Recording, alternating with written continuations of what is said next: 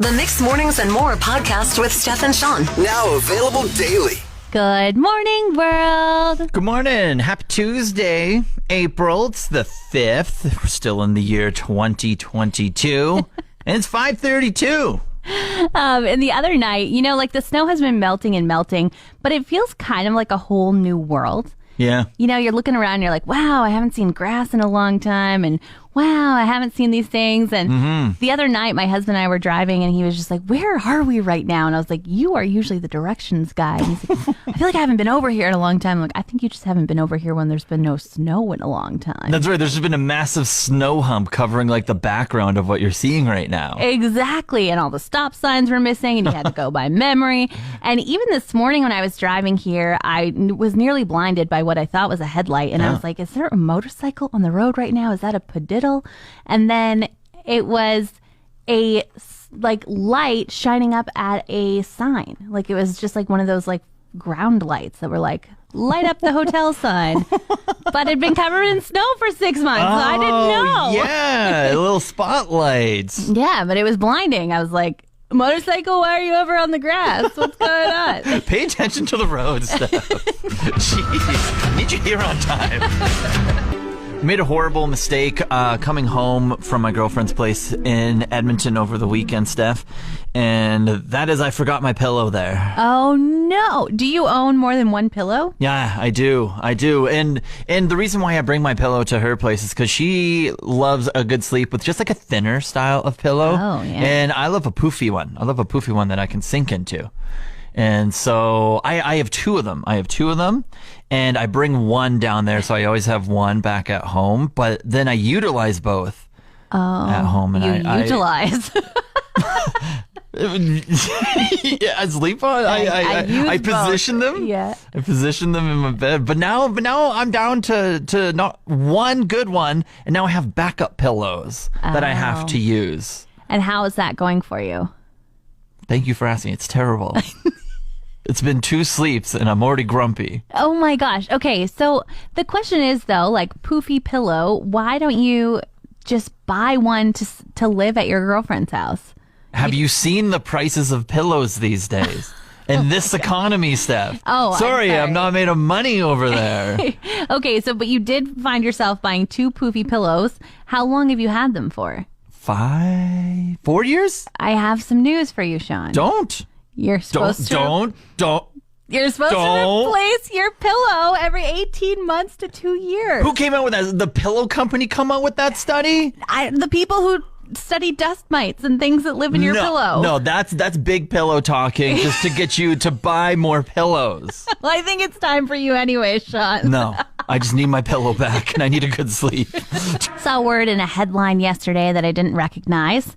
So I did what my dad would tell me to do when I was little, and I looked it up in the dictionary. Very nice. And I thought, maybe you like to learn this word as well, Sean. Yeah, you teach me all my words. I see a lot of words I don't recognize. I just move on. Well, how about this one? Let's expand your vocabulary with the word aplomb. Aplomb.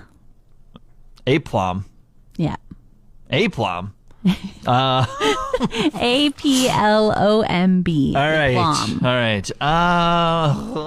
What first comes to mind, maybe like a certain type of bouquet, maybe like a flower. Oh. A lot of flowers. Maybe it comes in like a fun vase. Okay. A lot of vibrant colors. Aplomb. And you surprise someone with it, be like, oh, I aplombed them. Okay. I aplombed her. She loved it. I like it. Not correct. Chelsea Handler was the person to use this word, and she was talking about the Chris Rock and Will Smith situation, and she thinks her fellow comedian, Chris Rock, handled himself with such aplomb after the incident. Does that change your idea of what it might mean? Yeah, not flowers. Aplomb is like class? Okay, you're getting close. Level up your lexicon. It's self-confidence or assurance, especially when in a demanding situation. Sure. So she says he was a professional and it was a great example for all performers and all comedians to not be reactive in the moment. I'm like impressed. I feel like that is a big word for someone to use and I'm thankful to have learned it. Are you glad? I feel like that's like shock. I feel like that's what happened with Chris Rock. I think he was like, did I just get slapped? All right, well, I guess I'll try and read this teleprompter now. Okay, fine. Well, I think he handled himself with aplomb as well. I'm with Chelsea. We've been going through a massive melt here in Fort McMurray. Steph, do you usually have a time set for when you switch over your winter tires? Usually mid to late April, I would say. Mid to late April. Where are we right now? We are in April. Yeah. Yeah, but we're only on April 5th. That's like, right. We've still got a little bit of time here. Yeah, so like after Easter weekend? Yeah, I think at least past the 16th. Like you want to feel like you maybe have hopefully passed the last blizzard of the year. Cross your fingers. No kidding. I think I'm in the same boat as well. Because, I'm long distance with my gal, and she's in Edmonton. And so I think Easter weekend is like, okay, definitely traveling then. Yeah. Going to be traveling for a couple days there. So I might as well have like the protection and security of like the winter tires. And then after that, anything that falls probably isn't going to stick around, you know? Yeah, exactly. And you can kind of be like, I don't really need to drive today. Like, you know, you're not going down the highway, so it's going to be safe. But I do feel like as soon as you start saying, like, you know what, I think I'm going to change my winter tires, the weatherman is like, aha, I'll get them one last time. Here's a blizzard for you. That's right. Once the confidence grows and then the weather starts to switch, like this morning.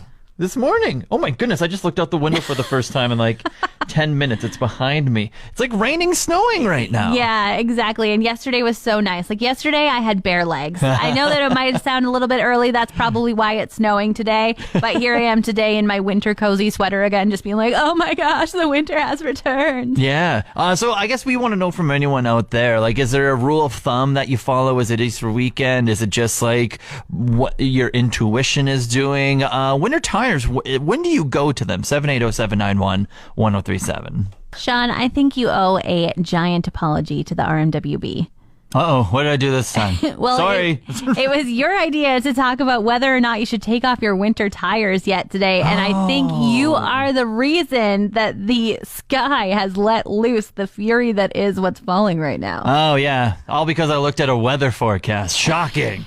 Shocking. Blame me for looking at the weather forecast. I'm blaming you for mentioning winter tires, Sean, and removing them specifically. Okay. Yeah, well, you know, that's the way she goes. But you were leaving your winter tires on, and we've been asking folks, are you taking yours off yet? Or are they still on? And some people are saying they've decided to, like, give it a 50-50 shot. So they own two vehicles. They took the winter tires off one, left the winter tires on the other. They're like, we got one spring task done, and the other one's just in case it blizzards again. I like the half-seas approach. It's like, bad day, take the winter tire vehicle. Good day, take the tread that's not going to wear out. Yeah, I think it makes sense. And then somebody else said, Susie, she said, I want to switch them out, but I'm afraid that doing so might scare spring away. You're right, Susie. Just talking about it scared spring away. I'm terrified by all the people that have commented on our Facebook page and said, winter tires? What are winter tires? Who are you living up in the north not driving? I know who you are. You're the person that looks like an idiot out there. Yeah, driving up Beacon Hill, sliding all over the place. I do not want to be behind you or in front of you for that matter when you're trying to stop. Yeah. Eek! Reusable cups. When you go to a coffee shop, a lot of times they'll give you a little discount. You can give them your cup. They rinse it out for you, fill it up with coffee, call it a day. Yeah. About 2 years ago, they were kind of outlawed. Sorry, we're not doing this program anymore. Yeah. I remember that. I was a avid reusable cup user. Were you? Yeah. Oh, yeah. You even are a reusable cup user here in the office. You have that little Tim Hortons thing. Yeah. Yeah. Well, good news, Sean. I like it. Bring it on. Starting tomorrow, Tim Hortons is letting you bring your reusable cups back. Oh, no way. Yeah, they're going to give you a 10-cent discount on it. Okay. And 10 cents. 10 like cents. it. Take 10 cents. It adds up. And you can also get cold drinks in there now, too. So you could totally get an ice cap. The thing I think about this is the paper straw problem. Like, I think I'm going to switch to a reusable cold cup that has a plastic straw in it because the paper straws that the stores are switching to. When you get an ice cap, disintegrates halfway through your drink. You got to drink the ice cap within the first 7 minutes, or else the soggy straw happens. See, that sounds like a good strategy, but that's how you get a brain freeze and how you don't enjoy it. Like I'm a slow sipper. Like it sometimes takes me about an hour to drink an ice cap. Hey, are you an avid ice cap person too as well? Yeah, like I'm like a once every couple weeks. Do you ever order it with chocolate milk instead of every single time?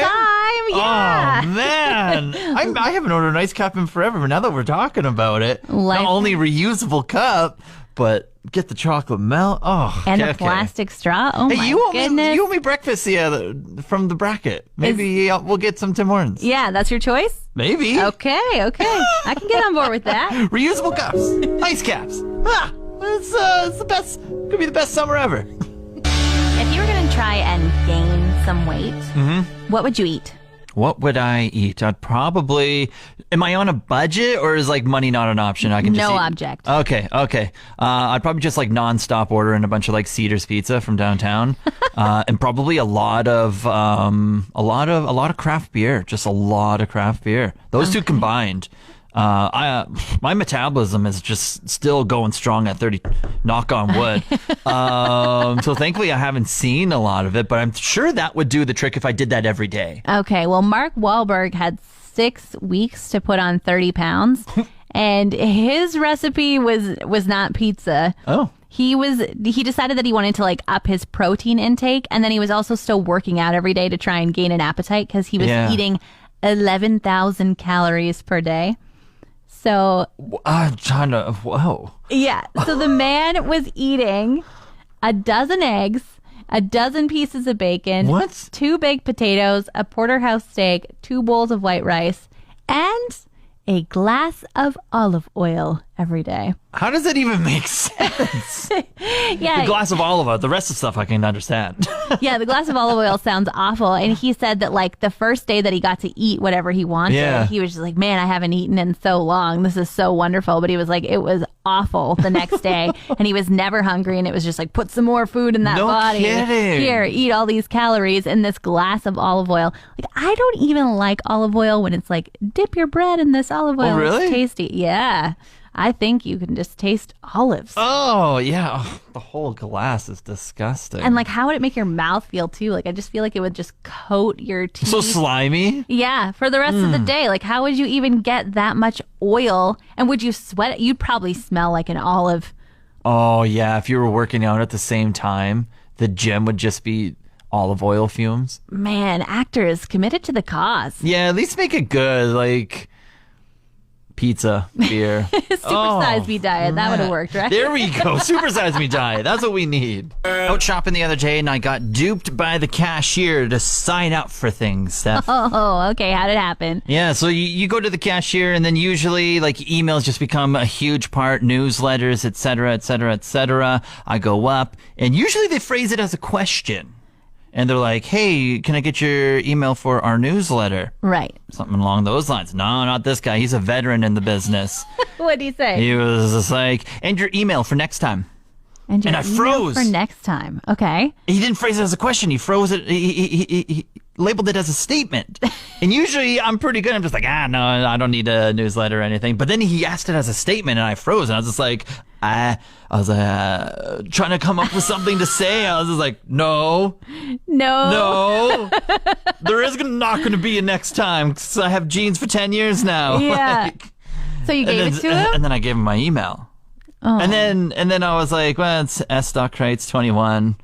And then I wasn't going to tell him how to spell it. I was like, you can guess how to spell it. But then I didn't even do that. I caved and I spelled it for him. Wow. Okay, I always find it weird when they do that, when they say end your email. My husband always replies, no, thank you. See? And I'm like, that's such an interesting thing to say. They weren't saying yes or no. They were saying end your email, but he just doesn't give them the option. He's like, no, you're not. You're saying a statement and so am I. No, thank you. Such a power move. And I strive to be like that, but I caved. Next time, though. I've started saying you already have it. That's my answer. So it's I'm not being a jerk. You already have it. I'm already on your email list. However, I discovered at Michael's, the craft store, when I say that, they say, oh, yeah, but if I put it in again, you get better coupons. Oh, and I'm like, I Shut your can't mouth, turn- Michael's employee. Right? I'm like, I can't turn No. down better coupons. You give me those coupons right now. But I feel like I'm on Maury never. because that's been proven to be a lie. No better coupons ever showed up in my email, and I probably gave them my email 15 times, even though